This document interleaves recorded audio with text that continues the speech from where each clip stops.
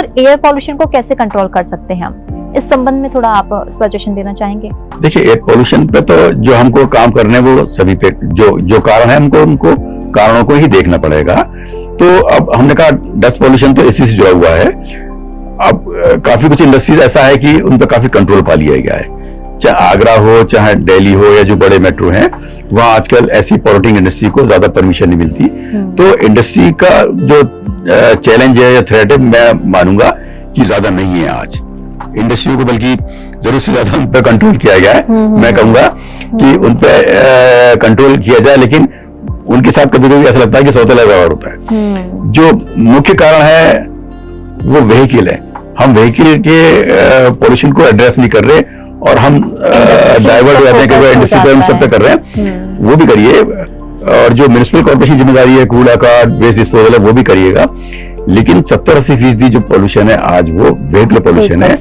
Vehicle pollution को हमें control करना है तो 3-4 चीजों पे जाना पड़ेगा।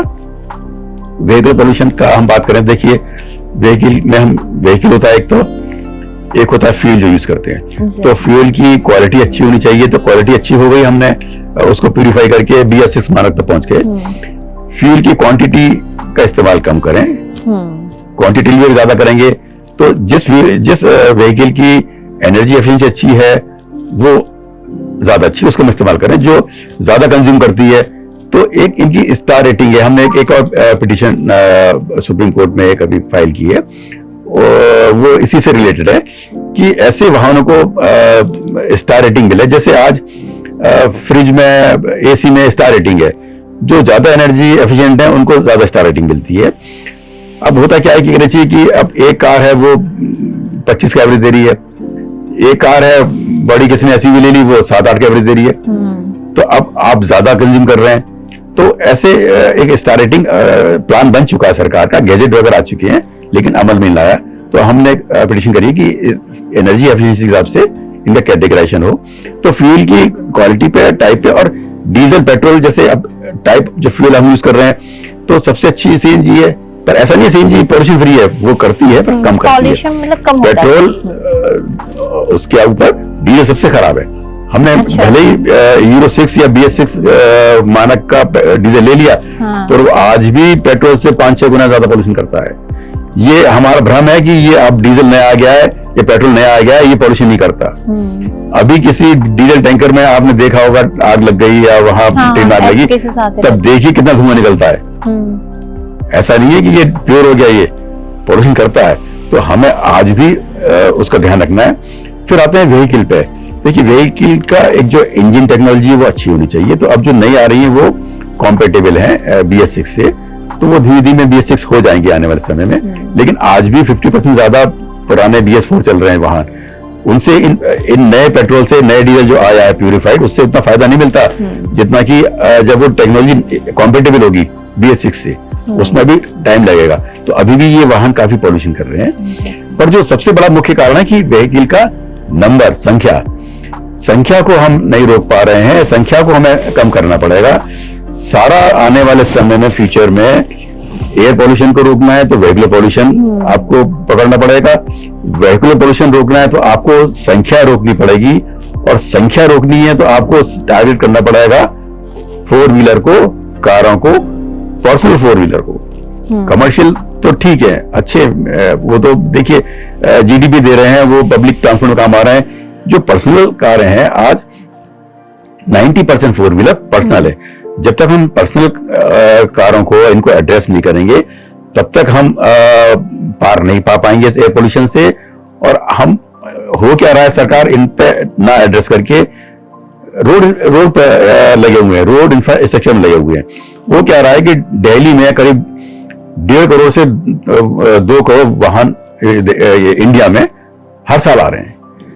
दिल्ली में मान के चलिए करीब 7-8 लाख करीब वाहन आ जाते हैं हर साल, जिसमें करीब 1.5-2 लाख कारें होती हैं। आगरा में मान के चलिए करीब 12-14 हजार कारें हर साल आती हैं। तो हमारा मानना है कि अगर दिल्ली में 1.5 लाख कारें आ रही हैं तो क्या पॉल्यूशन नहीं करती हैं? क्या जीरो पॉल्यूशन करती हैं? बहुत पॉल्यूशन करती हैं। लेकिन इन 1.5 लाख कारों को, आगरा में 12,000 कारों को खरीदने के लिए कोई परमिशन नहीं लेनी, आप जाइए डाउन पेमेंट कीजिए ले आइएगा। अगर मुझे कोई इंडस्ट्री खोलनी है आगरे में तो मुझे 26 डिपार्टमेंट से परमिशन लेनी पड़ेगी। आदमी परेशान हो जाएगा परमिशन लेने में कि इसका एनओसी, इसकी एनओसी। और कार जो पोल्यूशन कर रही है, क्या आपको लगता है 12,000 कारें आगरा में आएंगी और पोल्यूशन नहीं करेंगी? बिल्कुल करेंगे। जिसमें जैसे डीजल गजलर भी है, गजलर मतलब डकार नहीं है, मतलब फ्यूल को, एक होता है कि भाई किफायती ले रही है। तो पॉलिसी ऐसी होनी चाहिए कि आप इनको डिस्करेज करें।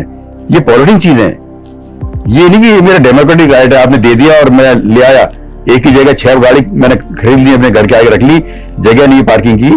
तो सरकार को ये मानना पड़ेगा ये कारें की संख्या अनियंत्रित है, इनको नियंत्रण करना चाहिए, ये पॉल्यूशन कर रही है और हम लोग इनको पे ना करके हम और चीजों पे ज्यादा काम कर रहे हैं, इन पे प्राथमिकता से काम करना चाहिए। मतलब आप कहना चाहते हैं जो वाहन है उनके प्रदूषण से जो हवा है वो जहरीली हो रही है और इससे काफी जो है आम जनता को इफेक्ट हो रहा है इससे। हाँ, और आम जनता को अभी समझना पड़ेगा और सरकार को समझना पड़ेगा कि सारा ध्यान सरकार का, देखिए रोड बार बार रोड बनाने से काम नहीं बनेगा। हर साल आपके अगर आगरा में वाहन 10 मान के चलिए 1 लाख वाहन आगरा में हर साल आ जाते हैं। अब वो सड़कें मांगते हैं कि साहब ने गाड़ी ली है, हमें सड़कें दीजिएगा। अब सरकार परेशान हो जाती है सड़कें देने के लिए। अब वो कितनी सड़क बनाएगी, फ्लाईओवर बना दिया, फ्लाईओवर के ऊपर और फ्लाईओवर बना दिए, चौड़ी कर दी। लेकिन सरकार को समझना पड़ेगा कि शहर में तो जगह भी नहीं है रोड बनाने के लिए। चलिए आप बाहर बना देंगे रोड, तो बार बार सड़कें बनाने से काम नहीं चलेगा। विदेशों में भी ये है कि वो पैसा है उनके पास, फिर भी वो सड़कों पे नहीं जा रहे, वो जा रहे हैं पब्लिक ट्रांसपोर्ट पे, गाड़ियों की संख्या डायरेक्टली इनडायरेक्टली कंट्रोल करने के लिए। तो जब तक सरकार इस पे नहीं जाएगी, संख्या को नियंत्रण नहीं करेगी, तब तक हमारे नतीजे एयर पोल्यूशन पे अच्छे नहीं आएंगे। एग्जैक्टली, सरकार को इस पर भी पूरा फोकस देना चाहिए। सरकार जब निर्णय लेती है तो जनता परेशान हो जाती है। अब हम अपना पीआईएल के बारे में बताता हूँ। हम 2014-15 में गए थे इसी के लिए, पॉल्यूशन के लिए। तो एनजीटी में 2 बेंचेस हैं और हमने उनमें काफी बहस की थी। हमने उनको बहुत सारे सजेशन दिए थे और यही कहा था कि भाई वाहन की संख्या कंट्रोल करनी चाहिए और दोनों जगह हमको पावर पॉइंट प्रेजेंटेशन का मौका दिया गया।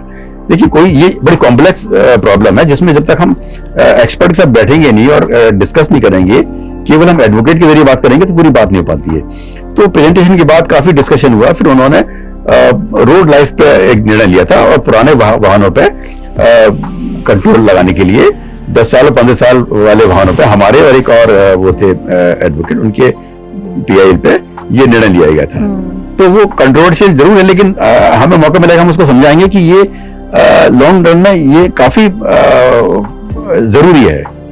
तो जनता को कैसे समझाया जाए, क्योंकि ज्यादातर देखा जाता है कि हर कोई वाहन खरीदना चाहता है आज के टाइम पर, वो चाहता है फैसिलिटीज मिले, मैं मतलब सुविधा के थ्रू में जा सकूं जहाँ भी हमें जाना है।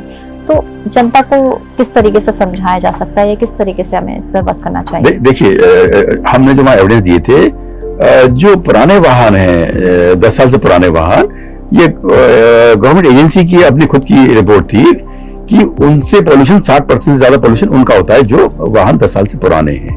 अच्छा। और डीजल वाले ज्यादा करते हैं। तो उसमें ये ऐसा है कि देखो हमारा और चाइना का एक सा है, एकदम से बूम हुआ इकोनॉमिक ग्रोथ के बाद एकदम से लोग वाहनों पे जाते हैं। तो उसमें पाया गया साइंटिफिकली, और हमारे देश में पॉल्यूशन अंडर कंट्रोल के नियम है कि रखरखाव से फर्क पड़ता है, लेकिन पॉल्यूशन अंडर कंट्रोल का सिस्टम दिल्ली में भी उस टाइम में 25% कंप्लायंस रेट था। आगरा में आज भी आपको अगर पॉल्यूशन सर्टिफिकेट लेना है, आपको 50 या 100 रुपए जो फीस देनी है आपको मिल जाएगा। और अगर आपका पॉल्यूशन ज्यादा कर भी रहा वाहन, तो आपके वाहन को नहीं छेड़ा जाएगा, मशीन की ट्यूनिंग कर दी जाएगी जिससे कि आपको एक सर्टिफिकेट मिल जाए।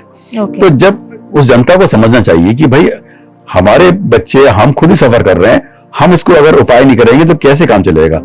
यदि हम उसको नहीं कंप्लायंस कर रहे तो वो उसका खामियाजा कौन भुगत रहा है? जनता भुगत रही है और खुद वो भुगत रहे हैं। तो अब देखिए एक नियम तो करना पड़ता है। रिटायरमेंट की जैसे एक एग्जांपल है, रिटायरमेंट की एक एज आपको फिक्स करनी पड़ती है, 60 साल 65 साल जो कर दी। अब ये हो सकता है कि 60 साल के बाद आप बोले कि साहब काफी लोग, सरकारी लोग या जो एम्प्लॉय हो, फिटनेस अच्छी होती है, वो और काम कर सकता है, वो 60 की जगह 70 से काम कर सकता है, बात सही है। पर लेकिन कहीं ना कहीं कोई क्राइटेरिया लेना पड़ता है जहां आपको रिटायर करना पड़ता है। तो अब वो एक अनप्लीजेंट या थोड़ा सा लगता है, लेकिन वो जनहित में है और सबके हित में है।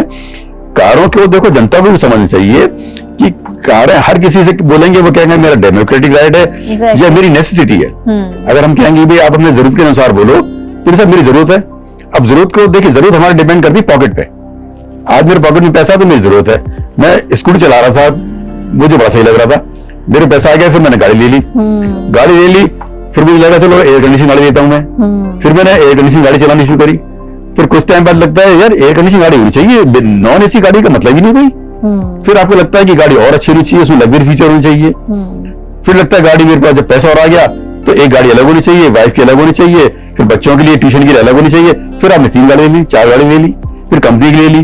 तो देखिए नेसेसिटी को नहीं कह सकते, नेसेसिटी बड़ी रिलेटिव चीज है और पॉकेट पे डिपेंड करती है। आप देखिए आपके पॉल्यूशन से अगर आप कोई ऐसी चीज खरीद रहे हैं जिसका आप घर में इस्तेमाल कर रहे हैं और किसी और को नुकसान नहीं हो रहा है तो आप रखिएगा, आपका राइट है। लेकिन आपके पॉल्यूशन से एक लोगों की हेल्थ पे असर आ रहा है, इतना असर आ रहा है कि 22 लाख लोग देश में मर रहे हैं, इतना असर आ रहा है कि प्रेग्नेंट लेडी के बच्चे में असर आ रहा है, तो ये उसका फंडामेंटल राइट है। फंडामेंटल राइट और डेमोक्रेटिक राइट में देखेंगे तो फंडामेंटल राइट बड़ा होता है।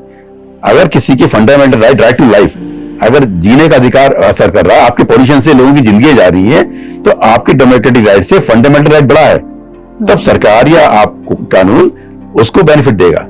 तो आपको इसको समझना पड़ेगा कि भाई हमको ही इस पर लेना पड़ेगा एक्शन। अगर जनता नहीं समझेगी तो फिर इस तरह के जो अनप्लीजेंट या जो ऐसे निर्णय आते हैं जनता जिनसे इत्तेफाक नहीं करती, वो मजबूरी में लेने पड़ेंगे आगे भविष्य में, अगर हम खुद आगे नहीं आएंगे एयर पोल्यूशन के लिए। एग्जैक्टली, बिल्कुल सोचना चाहिए इसके बारे में भी।